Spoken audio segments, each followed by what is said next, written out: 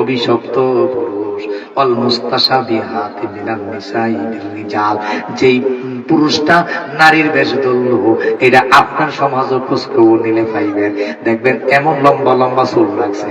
আমি একদিন একজনে বললাম, আপনি কি নারীর যে বেশ ধরছেন, আপনি কি চুলগুলো সুন্নতি চুল রাখছেন নাকি? না হুজুর, আমি সুন্নতি চুল রাখছি না। তাহলে কি আরে রাখছে? এটা আমার কাছে খুব ভাল লাগে। একটু পরে তাকায়া দেখলাম উপরে ঝুঁটি বেঁধে রাখছে, একটু পরে দেখলাম ব্যান্ড পরে রাখছে। এর মানে হচ্ছে এই নারীটা অভিশপ্ত নারী, অভিশপ্ত পুরুষ। কোম্পানিগঞ্জ বাজারে একদিন আমি আসলাম একটা ব্যক্তিগত কাজে, সেখানে হোটেল থেকে বের হইলাম। বের হওয়ার পরে দেখলাম একটা নারী দাঁড়াই রয়েছে। আমি হুজুর মানুষ ভাবলাম একটু সাইড দিয়ে যাই। আমি সাইড দিয়ে যাওয়ার সময় চাইয়া দিই, আসলে তে নারী না, তে পুরুষ, বেশ ধরছে নারীর। আপনার ছেলেটা এত বড় বড় চুল রাখছে, সে ব্যান্ড পরে, সে এখন ছুটি বাঁধে। আপনার মা আপনার কাছে ভালো লাগে, আপনি কিছু কর না। আপনাকে বুঝতে হবে লানত-প্রাপ্ত পুরুষ হওয়ার কারণে আপনার যদি হাত থাকে, আপনিও লানত-প্রাপ্ত এই পুরুষের সাথে আপনিও লানত-প্রাপ্ত নারী হয়ে যাবেন। সুতরাং নারী পুরুষ দুজনের ক্ষেত্রে আদিষ্টে এসেছে, নারী পুরুষের বেশ ধরতে পারবে না, পুরুষও নারীর বেশ ধরতে পারবে না। এগুলো সব অভিশপ্ত নারী পুরুষের কাজ। আল্লাহ আমাদের সকলকে হেফাজত করুক, সকলে বলুন আমিন। এবার আসুন, আমি আপনাদের সামনে এই মুহূর্তে উপস্থাপন করতে যাচ্ছি দুইজন অভিশপ্ত নারীর কথা। এবার শুনুন, দুইজন নারীর কথা আল্লাহ তাআলা কোরআনুল কারীমে উল্লেখ করেছেন। সূরা তাহরিমের 10 নম্বর আয়াতে আল্লাহ তাআলা দুইজন অভিশপ্ত নারীর কথা উল্লেখ করেছেন। আপনাদেরকে মনে রাখা দরকার, আপনি যদি অভিশপ্ত নারী হয়ে যান, ওই অভিশপ্ত নারীর সাথে আপনার হাসন নসর হয়ে যাবে। আল্লাহ বলে, দরাবাল্লাহু মাসালাল লিল্লাযীনা কাফারু ইমরাতা নূহ ওয়া ইমরাতা লূত। আল্লাহ বলেন, আমার নূহ আলাইহিস সালাতু ওয়াস সালাম আল্লাহর পয়গম্বর ছিলেন। ওই পয়গম্বরের স্ত্রী ছিল অভিশপ্ত নারীদের মধ্যে একজন। পয়গম্বরের স্ত্রী আল্লাহ মানে নাই, নবী মানে নাই, তার স্বামী যে নবী, তার স্বামী যে পয়গম্বর, এটা সে মানে নাই। না মেনে সে অভিশপ্ত হয়ে গেল। সে তার নিজের মতো জীবন পরিচালনা করেছে, নিজের মতো নিজের সাজাইছে, অন্যের মতো সাজাইছে। অন্য অভিশপ্ত নারীদের সাথে তাকাইয়া তার জীবন সে সাজাইছে। সে যে নবীর স্ত্রী, এই কথাটা ভুলে গেছে গা।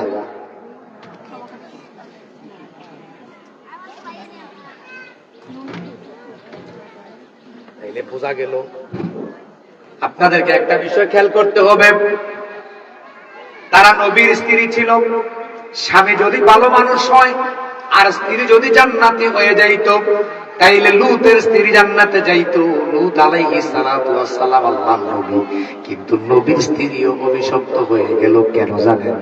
ওই যে আল্লাহর আদেশ মানে নাই, নবীর আদেশ মানে নাই। এজন্য আপনিও যদি আল্লাহর আদেশ থেকে, নবীর আদেশ থেকে নিজেকে বিরত রাখেন, তাইলে আপনি অভিশপ্ত নারী হয়ে যাবেন। কানাত তাহতা আবদাইনি মিন ইবাদিনা সালিহিন। আল্লাহ বলে, এই দুইজন নারী ছিল আমার নেককার বান্দার স্ত্রী।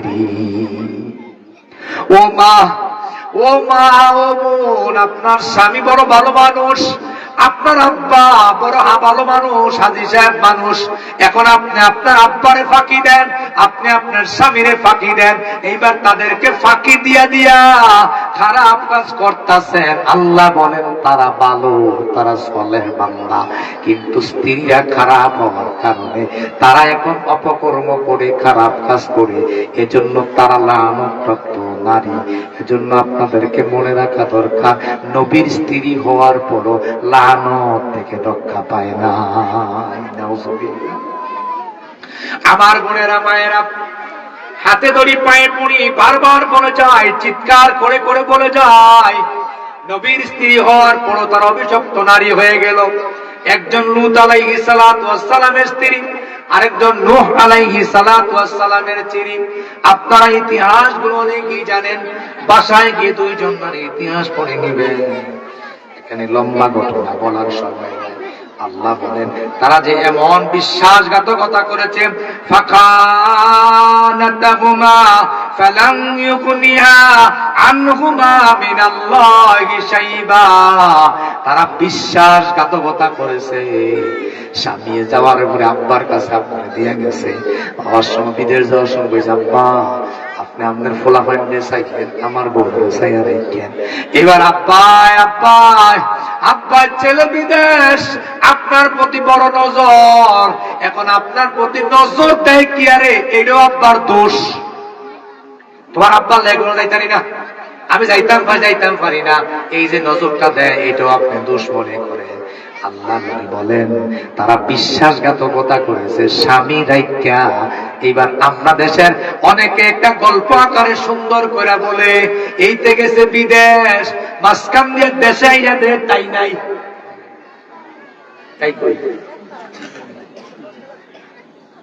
তাই নাই, তাই চলে গেছে। তাইলে বুঝতে হবে বিশ্বাসঘাতকতা করা যাবে না। স্বামী আপনাকে অগাধ বিশ্বাস করে, আবার অন্যদিকে স্ত্রী আপনারে অগাধ বিশ্বাস করে। ও স্বামীরা, ও স্বামীরা, ও স্বামীরা, আপনার স্ত্রী জানে না আপনি অন্য নারীর সাথে সম্পর্ক করেন, আপনার স্ত্রী জানে না অন্য স্ত্রীর সাথে অন্য নারীর সাথে আপনার রাত কাটান, অবৈধ সম্পর্ক করেন, প্রেম প্রীতি ভালোবাসা করেন। আপনাকে মনে রাখতে হবে আপনি আল্লাহর শাস্তির মুখোমুখি হয়ে যাবেন।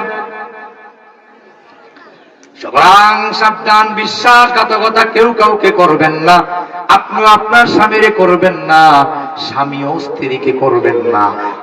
উভয়ের প্রতি বিশ্বাস রাখবেন, বিশ্বাস স্থাপন করবেন। আল্লাহ আমাদের সকলকে তৌফিক দান করুক। মনে মনে বলেন আমিন। وقيل ادخلا النار مع الداخلين।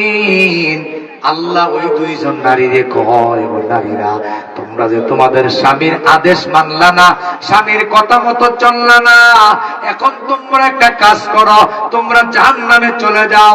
ও পৃথিবীর নারীরা, ও পৃথিবীর মায়েরা, ও পৃথিবীর বোনেরা, আপনিও যদি বিশ্বাসঘাতকতা করেন, আপনি যদি স্বামীরে ফাঁকি দেন, আপনি যদি শ্বশুরকে ফাঁকি দেন, আপনি যদি শাশুড়িকে ফাঁকি দেন, আপনাকে মনে রাখতে হবে, আপনাকে মনে রাখতে হবে ওই অভিশপ্ত নারীদের কাতারে আপনার নাম যদি লেখা হয়ে যায়, আপনিও জাহান্নামে নারী হয়ে যাবেন।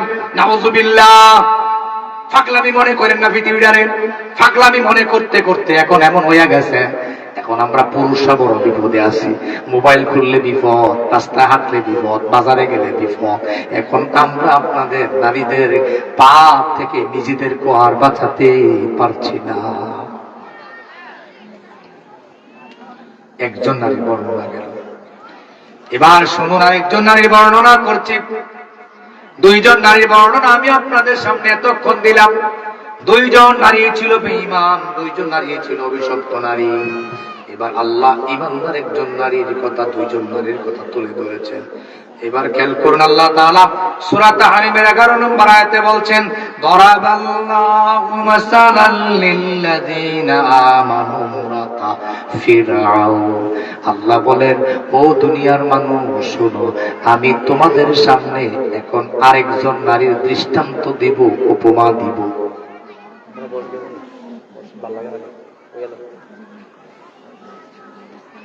দরাবাল্লাহু মাসালাল লিল্লাযিনা আমানু ইমরাতা ফিরআউন।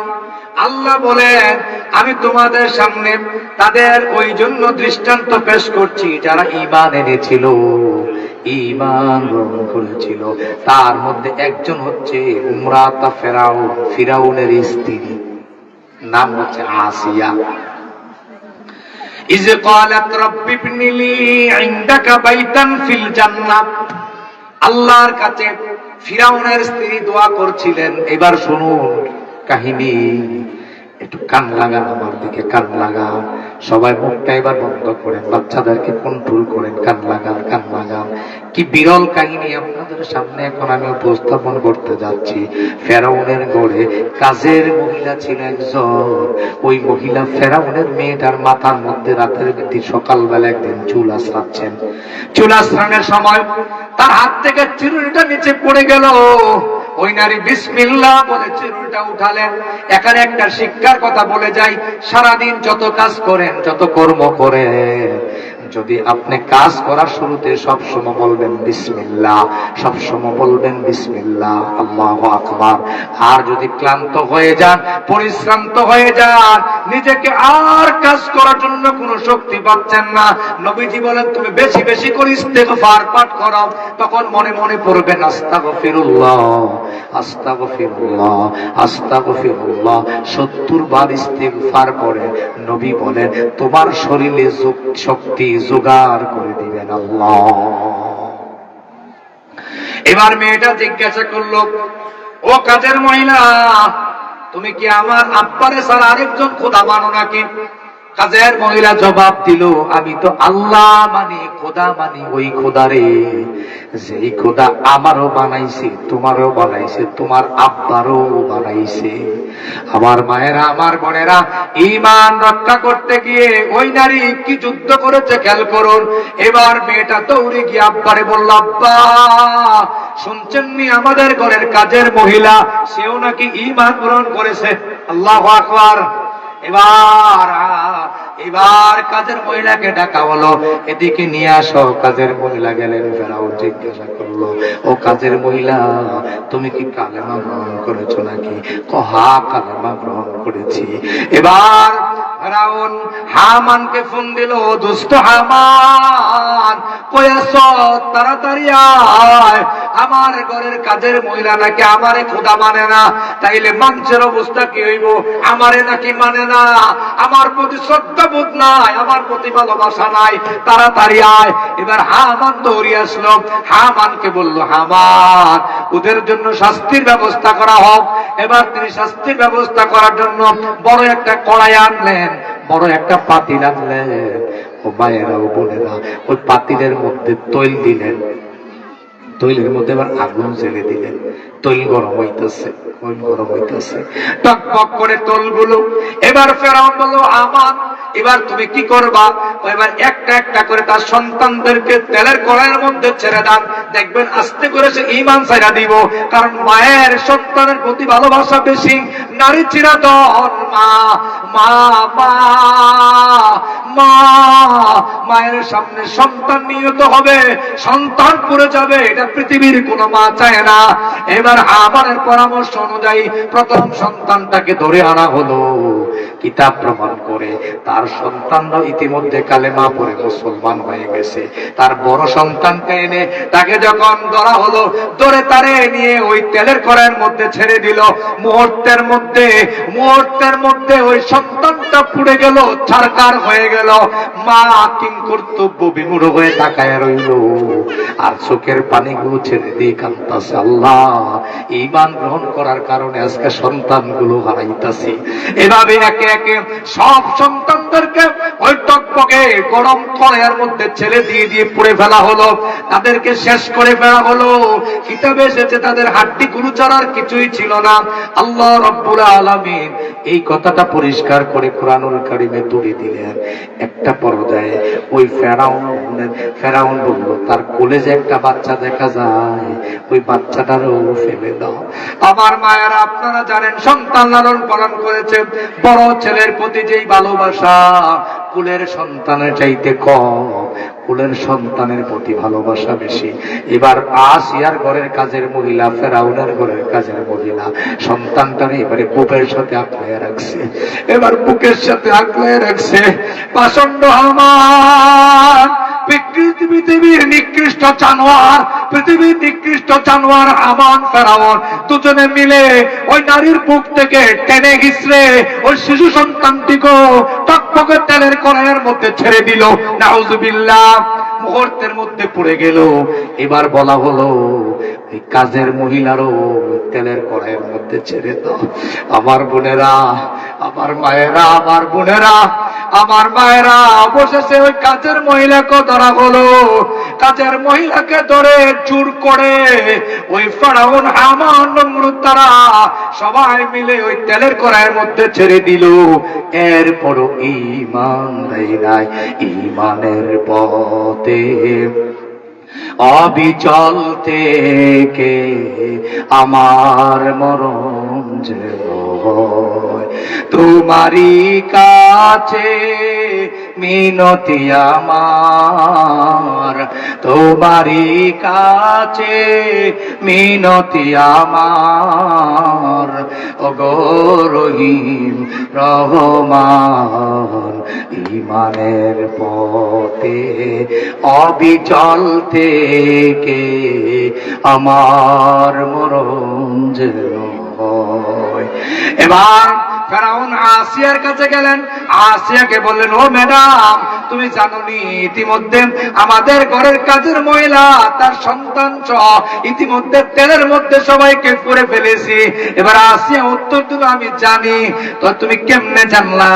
তো আমি জানি, ঈমান গ্রহণ করার কারণে তুমি তাদেরকে দুনিয়া থেকে বিদায় করে দিয়েছ। আর তুমি যখন, আসিয়া বলতেছে, তুমি যখন কাজের মহিলার সন্তানদেরকে এক এক করে ফেলে দিচ্ছ, অবশেষে কাজের মহিলাকে ফেলে দিয়েছ। আল্লাহ আমারে দেখাইয়া দিছে ওই প্রত্যেকটা সন্তান সহ ওই কাজের মহিলা জান্নাতের পাখি হয়ে উঠতাছে। আল্লাহু আকবার। ও মায়েরা, ও মায়েরা, ও বোনেরা, তারা তো আপনার মতোই নারী ছিল। তারা জান্নাতের টিকিট কিনে নিল ঈমানের বিনিময়ে। এরপর ঈমান দেয় নাই। আপনার 2 বছর বাচ্চা না হইলে আপনি ঈমান বিক্রি করে দেন। আপনি একটু হইলে শ্বশুরের সাথে আপনি ঝগড়া করেন, শাশুড়ির সাথে ঝগড়া করেন, বিভিন্ন মন্তব্য করেন।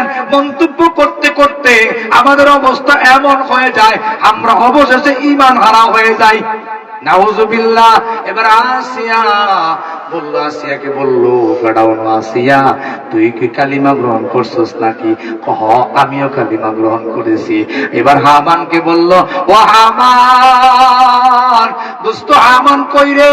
তাড়াতাড়ি আয়, আমার স্ত্রী নাকি আসিয়া নাকি সেও কালেমা গ্রহণ করে ফেলছে।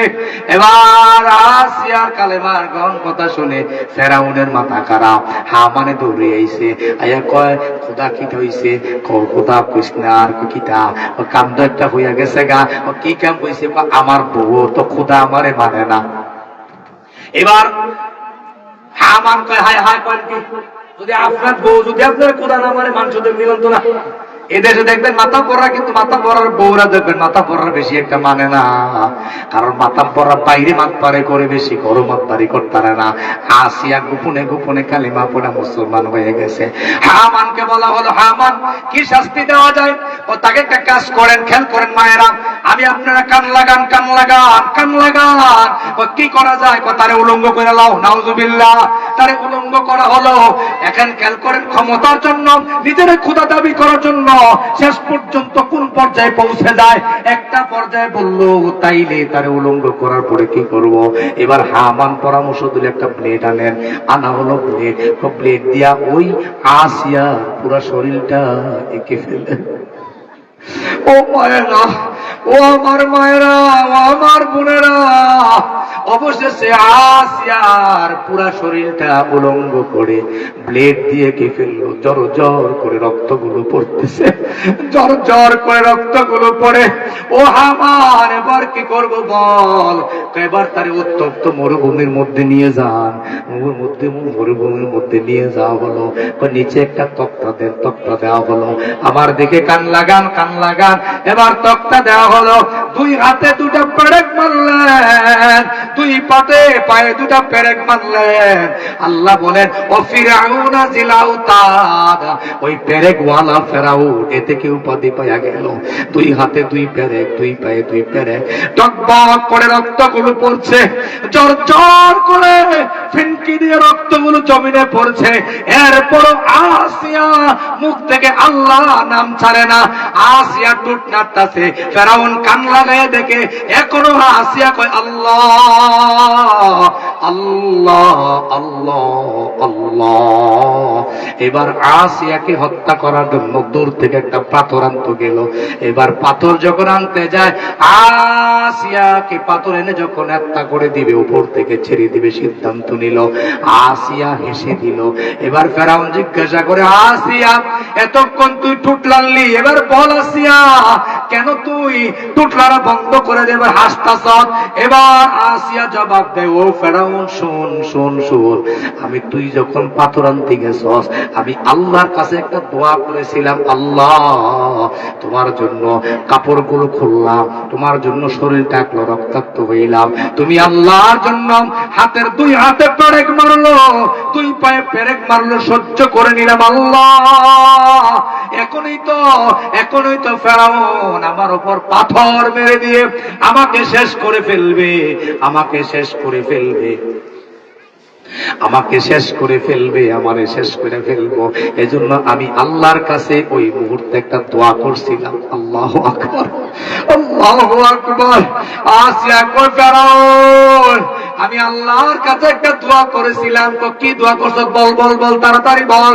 এবার আসিয়া কয়, ও ফেরাউন শোন, আমি আল্লাহর কাছে কইলাম, আল্লাহ তোমারে ভালোবাসতে গিয়া কাপড়গুলো খুললো, তোমারে ভালোবাসতে গিয়া শরীর ডাকলো, রক্তগুলো জর জর করে পড়ছে, দুই হাতে পেরেক, দুই পায়ে পেরেক, আমি লড়তে পারি না, আমার শরীর থেকে সব রক্তগুলো সরে যাচ্ছে। আল্লাহ তোমার কাছে ফরিয়াদ। যেই দোয়া করলেন তিনি দোয়া করলেন, রাব্বি বিনিলি ইনদাকা বাইতান ফিল জান্নাহ। অনুবাদ শোনার আগে মনে মনে বলুন আল্লাহু আকবার। এবার আসিয়া আল্লাহর কাছে দোয়া করলেন, আল্লাহ ও আল্লাহ ও আল্লাহ, আমি এত কষ্ট পাইলাম, কোনো কষ্ট নাই, তোমার পাশে আমার একটা ঘর বানায়া দিও। মালিক জান্নাতে তোমার পাশে আমায় একটি ঘর বানিয়ে দিও, একটি ঘর বানিয়ে দিও। এই আয়াত থেকে গানটি কোট করা হয়েছে। এবার তিনি এই গান গাইলেন, আল্লাহর কাছে গান গাইলেন। এবার ফেরাউন বলে, ও আসিয়া বললে বুঝলাম, আর তুই কি দোয়া করছ বল। এবার আসিয়া কয়, এরপরে আমি দোয়া করছি, ওয়ানাজ্জিনি মিন ফিরাউন, ও আল্লাহ ও আল্লাহ এই ফেরাউনের অত্যাচার থেকে আমারে রক্ষা করো। আল্লাহু আকবার। এবার ফেরাউন বলল, আর কি দোয়া করছস বল। আমি আর দোয়া করছি, ও আমালিহি, তার যে কার্যক্রম, তার যে কাজকর্ম, তার যে এই ধরনের আল্লাহ বিরোধী কার্যক্রম, সে যে আল্লাহ দাবি করে, নিজের খোদা দাবি করে, স্বৈর শাসক হয়ে উঠেছে, অত্যাচারী হয়ে উঠেছে, মানুষের উপর জুলুম করে, নির্যাতন করে, ও আল্লাহ ও আল্লাহ তার এই জুলুমের হাত থেকে আমারে বাঁচাও। ও নাজ্জিনি মিনাল কওমিজ জালিমিন। এবং তার যে কওম রয়েছে, ওই জালেম সম্প্রদায় রয়েছে, ওই জালেম সম্প্রদায়ের হাত থেকে আমারে আল্লাহ বাঁচাইয়া দাও। আল্লাহু আকবার, আল্লাহু আকবার, আল্লাহু আকবার। এবার আসিয়ারে ফেরাউন কয়, বুঝলাম দোয়া করছ, এবার হাসলি কেন বল। এবার আসিয়া কয়, ও ফেরাউন, তুই যখন পাথর আনতে গেছ, আমি বুঝলাম আমি আর বাঁচবো না, আমারে পাথর নিক্ষেপ করে তুই মেরে ফেলবি। আমি দোয়া করতে দেরি, আল্লাহর কাছে যখন চাইলাম, আল্লাহ তুমি আমারে তোমার কাছে একটা ঘর বানাইয়া দিও। আমি যখন দোয়া করলাম, রব্বিবনিলি, আমারে আল্লাহ দেও, কি দেও, ইনদাকা, কাছে, বাইতান ফিল জান্নাহ, জান্নাতে তোমার কাছে আমার একটা ঘর বানাইয়া দাও। আমি দোয়া করতে দেরি, আল্লাহ আমার সামনে ফেরেশতা দিয়ে জান্নাত তুলে ধরলেন। আমি জান্নাতের দিকে তাকায়া রইলাম, জান্নাতের নাজ নিয়ামত দেখলাম, জান্নাতের হুরগেলমান দেখলাম। আমি জান্নাতের সৌন্দর্য দেখে আনন্দ পড়ে গেলাম। আমি দুনিয়াতে যে কষ্ট পাইছি, আমার যে কাপড়গুলো খোলা হয়েছে, আমার যে রক্তাক্ত করা হয়েছে, আমার দুই হাতে পেরেক মারা হয়েছে, দুই পায়ে পেরেক মারা হয়েছে, আমি সব ভুলে গেছি। ওই আল্লাহ জান্নাত দেখে আমার মধ্যে এমনি হাসি এসে বসছে। আল্লাহু আকবার। মালিক জান্নাতে তোমার পাশে আমায় একটি ঘর বানিয়ে দিও, একটি ঘর বানিয়ে দিও। আসিয়া যদি দোয়া করে জান্নাতে ঘর বানাইয়া নিতে পারে গো মা, তুমি কেন পারবা না তোমার ঘরটা জান্নাতে বানাইয়া নিতে? এবার আসিয়ার কথাগুলো ফেরাউন শুনলো। ওই পাষণ্ড ফেরাউন, ওই হামান, পৃথিবীর নরকীট, জান্নাতের নরকীট, পৃথিবীর স্বৈর শাসক, পৃথিবীর আল্লাহ বিরু মানুষদের শ্রেষ্ঠ একজন মানুষ, যেই লোকটা সারা জনম আল্লাহ বিরোধিতা করে গেল, এই নরকুট, এই পশু, এই জানোয়ার, এই হায়না একটা পর্যায়ে পাথরটা ছেড়ে দিয়ে আসিয়াকে দুনিয়া থেকে বিদায় করে দিল। এরপরও আসিয়া জীবন দিয়ে দিল, ইজ্জত দিল, সম্মান দিল, রক্ত দিল। এরপরও আসিয়া ঈমান দেয় নাই। ঈমানের পথে অবিচল থেকে আমার মরণ যেন হয় তোমারই কাছে মিনতি আমার, তোমারই কাছে মিনতি আমার, ওগো রহিম রহমান। ঈমানের পথে অবিচল থেকে আমার মরণ যেন হয়। আমার মায়ের, আমার বোনেরা, ফেনুয়ের স্ত্রীর মতো হইতে যেও না, লুতের স্ত্রীর মতো হয়ে যাও না। তারা ছিল অভিশপ্ত নারী। নবী রাসূলদের স্ত্রী হওয়ার পরও অভিশপ্তের হাত থেকে বাঁচে নাই। সুতরাং তুমিও বাঁচবা না, আমিও বাঁচব না। আমারও পড়তে হবে অভিশাপের মধ্যে, তোমারও পড়তে হবে যদি এই কার্যক্রমগুলো চালাই। সুতরাং অভিশপ্ত নারী না হয়ে, অভিশপ্ত নারী না হয়ে আল্লাহওয়ালা হন, আল্লাহ প্রেমিক হন।